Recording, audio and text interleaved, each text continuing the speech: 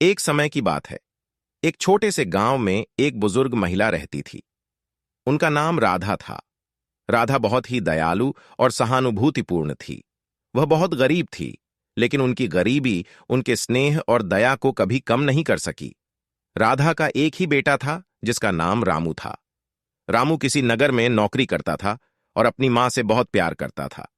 रामू हर महीने अपनी मां के पास आता था, उसे पैसे देता था और फिर वापस शहर चला जाता था। लेकिन एक महीने रामू नहीं आया, फिर दूसरे महीने भी वह नहीं आया। राधा को बहुत चिंता हुई। उसने सोचा कि उसके पास पैसे तो हैं, लेकिन उसके बेटे का ख्याल उसे चैन नहीं आने दे रहा था। वह रोज बेटे का इंतजार करती, लेकिन रामू नहीं आया। अंततः राधा ने फैसला किया कि वह शहर जाएगी और अपने बेटे का पता लगाएगी।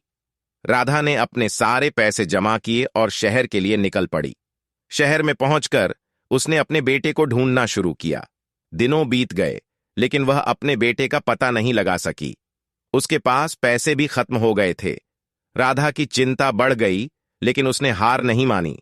एक दिन वह एक दुकान के सामने बैठी थी और रो रही थी।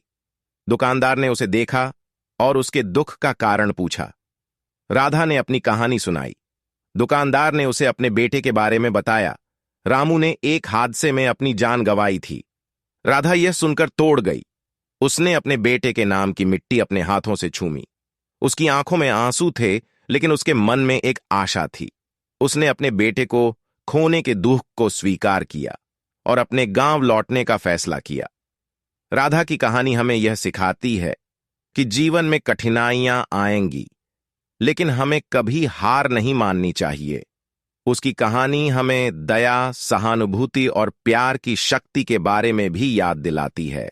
ऐसी ही और इंटरेस्टिंग कहानियां सुनने के लिए स्टोरी विथ यश चैनल को सब्सक्राइब कीजिए और वीडियो पसंद आए तो लाइक जरूर करें। धन्यवाद।